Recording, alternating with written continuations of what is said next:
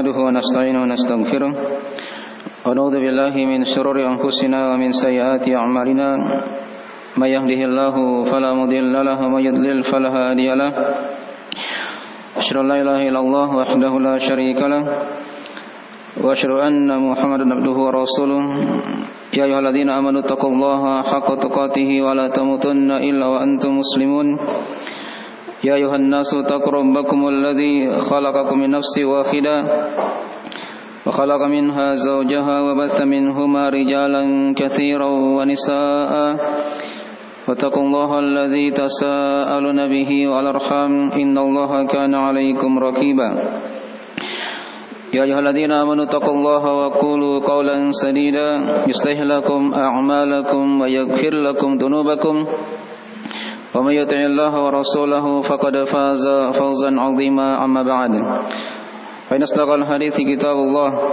وخير الهدي هدي محمد صلى الله عليه وعلى آله وسلم وشر الأمور محدثاتها فإن كل محدثة بدعة وكل بدعة ضلالة وكل ضلالة في النار. Ma'asyiral muslimin jamaah Jumat rahimani wa rahimakumullah. Alhamdulillah, kita bersyukur kepada Allah yang senantiasa mencurahkan nikmat karunia yang sangat banyak yang tidak bisa kita menghinganya, tidak bisa kita menghitungnya. Yang wajib adalah kita bersyukur kepada Allah Subhanahu wa taala agar nikmat tersebut ditambahkan oleh Allah Subhanahu wa taala kepada kita semua. Kemudian juga senantiasa kita mengirimkan salawat atas Rasulullah sallallahu alaihi wasallam, di mana di antara amalan yang soleh yang disunahkan di hari Jumat yang diberkahi ini adalah seorang diperbanyak membaca salawat atas Rasulullah sallallahu alaihi wasallam. Karena kata Nabi sallallahu alaihi wasallam, man shalla alayya salatan sallallahu biha asyara. Siapa yang bersalawat atasku sebanyak 1 kali, maka Allah Subhanahu wa taala akan bersalawat atasnya sebanyak 10 kali. Pada khutbah Jumat yang ringkas ini kami akan bacakan 3 ayat dari ayat-ayat di surah Az-Zariyat seputar tentang kabar gembira dari Allah Subhanahu wa taala kepada Nabi Ibrahim alaihissalam akan datangnya seorang anak yang telah lama dirindukan oleh mereka berdua. Diterangkan dalam Al-Quranul Karim di ayat ke-28 di surah Az-Zariyat sampai ayat ke-30. Setelah sebelumnya menjelaskan tentang kisah datangnya para malaikat yang datang menyamar menjadi manusia pada Nabi Ibrahim alaihissalam, kemudian diterangkan dari kelanjutan kisahnya oleh Allah Subhanahu wa taala, fa'awjasa minhum khifatan qalu la takhaf wa basyaruhu bi ghulamin alim fa'aqbalat imra'atuhu fi sarratin fasakkat wajhaha wa qalat ajuzun hakim qalu kadzalika qala rabbuki innahu huwal hakimul alim. Terjemahan dari mana ayat fa'awjasa minhum khifa, maka Nabi Ibrahim alaihissalam merasakan kekhawatiran dari tamu yang datang itu. Qalu la takhaf, mereka berkata, janganlah engkau khawatir, janganlah engkau takut. Wa basyaruhu bi ghulamin alim, lalu mereka memberi kabar gembira pada Nabi Ibrahim alaihissalam dengan datangnya seorang anak yang berilmu. Kemudian diterangkan di ayat setelahnya, fa aqbalat imra'atuhu fi sarratin fasakkat wajhaha wa qalat ajuzun hakim. Maka istri Nabi Ibrahim alaihissalam ketika itu datang dan tercengang sambil memukul wajahnya. Fasakkat wajhaha wa qalat ajuzun hakim, dan dia berkata, aku adalah perempuan tua yang tidak punya anak lagi. Kemudian diterangkan di ayat yang terakhir dari kisah itu, qalu kadzalika qala rabbuki innahu huwal hakimul alim. Demikianlah Rabbmu telah berfirman, innahu huwal hakimul alim, sesungguhnya dialah Allah Subhanahu wa taala yang maha punya hikmah lagi maha berilmu. Dari 3 ayat yang ringkas ini terdapat padanya dari pelajaran-pelajaran yang sangat berharga dalam kehidupan seorang hamba, di mana Allah Subhanahu wa taala memberikan contoh dalam Al-Qur'anul Karim sebagai pelajaran untuk kita semuanya. Tatkala Nabi Ibrahim alaihissalam merasa khawatir, yang sebelumnya ketika itu dia telah menghidangkan makanan berupa anak sapi yang sudah dipanggang atau kambing yang sudah dipanggang menurut sebagian riwayat, tapi mereka tidak mau makan. Maka di situ Nabi Ibrahim alaihissalam telah merasakan hal yang aneh. Ini bukan manusia biasa yang datang, padahal mereka adalah para malaikat. Malaikat Jibril bersama dengan para malaikat yang lainnya untuk memberikan kabar gembira pada Nabi Ibrahim alaihissalam tentang datangnya seorang anak. Fa'awjasa minhum khifah. Maka Nabi Ibrahim alaihissalam ketika itu merasakan khawatir, dan mereka berkata, para tamu ini, qalu la takhaf. Mereka berkata, janganlah engkau khawatir. Wa basyaruhu bi ghulamin alim. Lalu mereka memberi kabar gembira kepada Nabi Ibrahim dengan datangnya anak.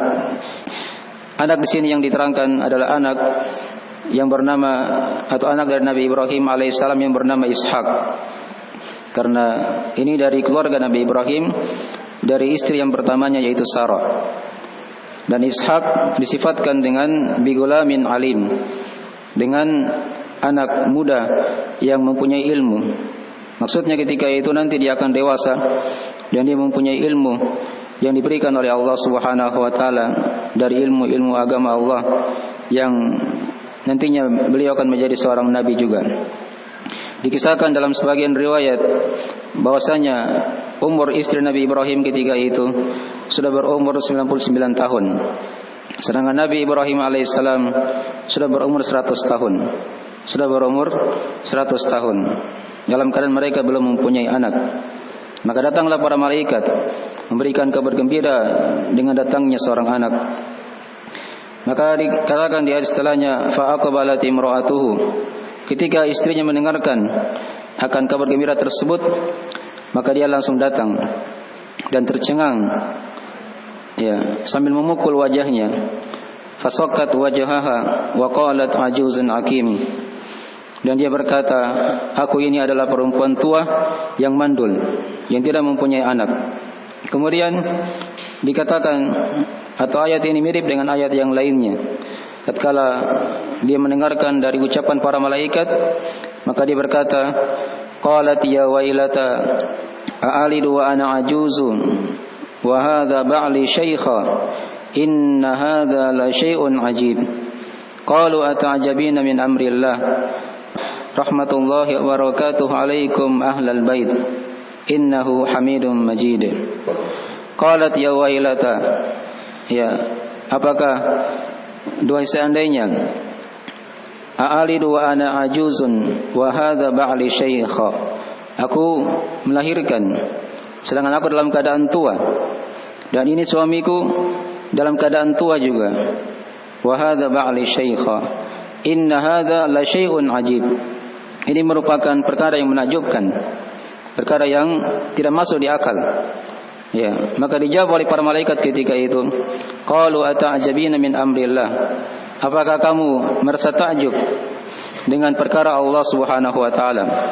Rahmatullahi wa barakatuhu alaikum ahlal bait.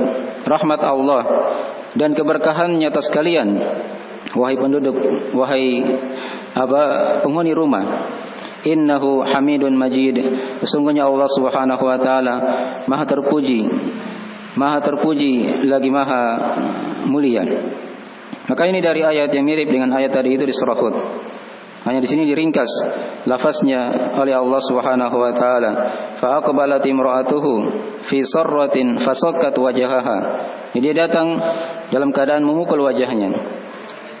Faqalat ajuzun akim wa qalat ajuzun akim, dan dia berkata, aku adalah perempuan tua yang mandul. Kemudian di ayat yang terakhir tadi dikatakan oleh Allah Subhanahu wa taala, qalu kadzalika qala rabbuki innahu huwal hakimul alim. Di sini diterangkan dari perkataan para malaikat kepada istri Nabi Ibrahim tersebut, qalu kadzalik, Mereka berkata, yaitu para malaikat tadi itu, kadzalik, demikianlah dari takdir Allah Subhanahu wa taala. Allah taala berfirman, Rabbmu telah berfirman, innahu huwal hakimul alim. Sesungguhnya dialah Allah Subhanahu wa taala yang maha bijaksana lagi maha berilmu.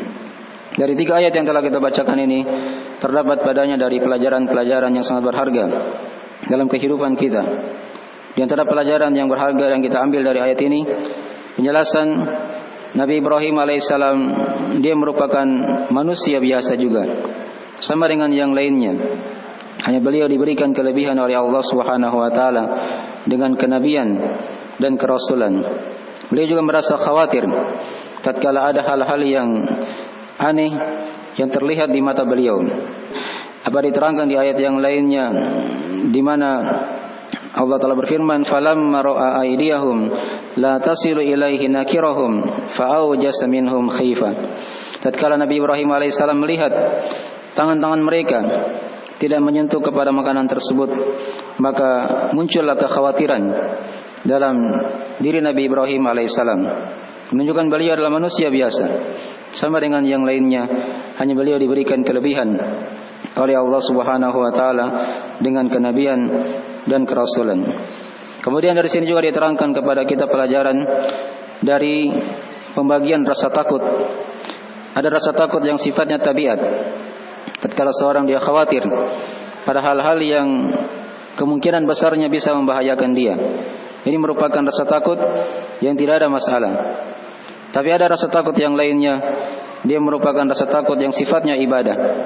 Maka ini dari rasa takut yang hendaknya hanya diserahkan kepada Allah Subhanahu wa taala. Fala takhafuhum wa khafuni in kuntum mu'minin, kata Allah. Janganlah kalian takut kepada mereka, tapi takutlah hanya kepada Aku, kata Allah, jika kalian adalah orang-orang yang beriman. Kemudian yang ketiga ada rasa takut yang sifatnya kesyirikan kepada Allah Subhanahu wa taala. Tatkala dia takut pada perkara-perkara yang tidak bisa membahayakan dia, tapi dia takut hal tersebut, seperti dia takut kepada jin-jin atau takut kepada syaitan yang semisalnya dan yang semisalnya. Maka ini dari hal-hal yang tidak pantas seorang hamba dia takut kepada selain Allah Subhanahu wa taala. Karena jin dan syaitan hakikatnya mereka tidak bisa memberikan bahaya pada seorang hamba kecuali dengan izin Allah Subhanahu wa taala. Maka hendaknya seorang dia memohon kepada Allah perlindungan agar dijaga dari berbagai macam gangguan dari syaitan dan jin serta makhluk Allah Subhanahu wa taala yang lainnya. Maka ini 3 jenis rasa takut. Di sini diterangkan rasa takut yang sifatnya dibolehkan. Tatkala Nabi Ibrahim alaihissalam khawatir, takut akan terjadi hal yang tidak beliau inginkan. Tatkala melihat atau para tamu yang datang kepada beliau, mereka tidak mau makan dari hidangan tersebut, dan ini merupakan hal yang aneh. Fa'awjasa minhum khifatan qalu la takhaf wa basyaruhu bi ghulamin alim. Kemudian diterangkan di sini juga dari keutamaan Nabi Ishak, di mana diterangkan oleh Allah Subhanahu wa taala sifat beliau dengan bigulamin alim, ya, yaitu anak muda yang mempunyai ilmu. Ya, maka ini dari sebagian pelajaran-pelajaran yang kita ambil di ayat yang pertama ini, dan nanti insyaallah taala kita akan lanjutkan pada khutbah yang kedua dari pelajaran yang lain. Aqulu qouli hadza kama tasma'un, astaghfirullah li wa lakum innahu huwal ghafurur rahim.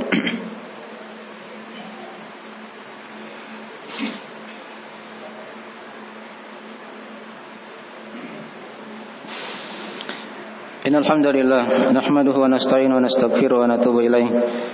Asyhadu an la ilaha illallah wahdahu la syarikalah wa asyhadu anna Muhammadan abduhu wa rasuluh sallallahu alaihi wa ala alihi washabihi man tabi'ahum bi ihsan ila yaumiddin, amma ba'd. Pada khutbah yang kedua kita akan lanjutkan dari sebagian pelajaran yang lain dari 3 ayat yang telah kita bacakan tadi.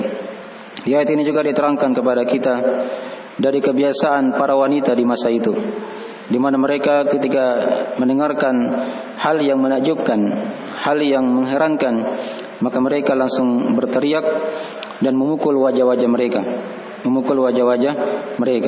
Dikatakan di situ fa aqbalat imra'atuhu fi sarfatin fasakkat wajhaha wa qalat ajuzun hakim. Kemudian juga diterangkan di sini juga dari ujian Allah Subhanahu wa taala kepada para nabi dan rasul serta keluarga mereka. Nabi Ibrahim alaihissalam setelah berumur 100 tahun beliau belum mempunyai anak. Ini merupakan ujian dari sisi Allah Subhanahu wa taala untuk menguji kesabaran dari hambanya. Dan ujian yang paling berat itulah ujian yang diterima oleh para nabi dan rasul. Diterangkan oleh Nabi sallallahu alaihi wasallam, asyadul bala'i al-anbiya thumma al-amthal fal-amthal. Bala ujian yang paling berat itu ditimpakan oleh Allah Subhanahu wa taala kepada para nabi. Kemudian yang semisal dengan mereka, kemudian yang semisal dengan mereka. Banyak hikmah di balik ujian tersebut. Di antaranya Allah Subhanahu wa taala akan mengangkat derajat mereka. Kalau ujian itu menimpa hamba-hamba yang lainnya, mungkin hamba itu akan diampuni dosanya oleh Allah Subhanahu wa taala dan juga akan diangkat derajatnya oleh Allah. Jadi semakin mirip dia dengan para nabi dan rasul, maka akan semakin berat ujiannya di sisi Allah Subhanahu wa taala. Namun seorang janganlah dia khawatir. Di balik ujian-ujian tersebut banyak dari keutamaan dari Allah. Kemudian dari sini juga diterangkan kepada kita dari faedah penjelasan adanya atau keimanan kita kepada para malaikat, di mana para malaikat yang datang ini mereka menyamar menjadi manusia, menyampaikan kabar gembira akan datangnya seorang anak pada Nabi Ibrahim alaihissalam. Dan juga padanya diterangkan kepada kita dari penjelasan sifat kalam untuk Allah Subhanahu wa taala. Karena dikatakan tadi qalu kadzaliki qala rabbuki, demikianlah Rabbmu berfirman.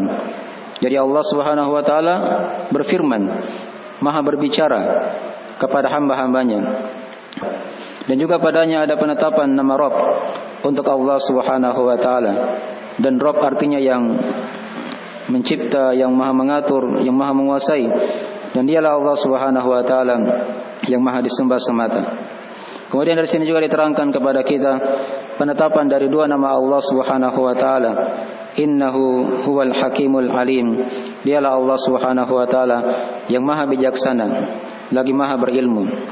Maha bijaksana pada apa yang Dia perbuat, yang Dia takdirkan.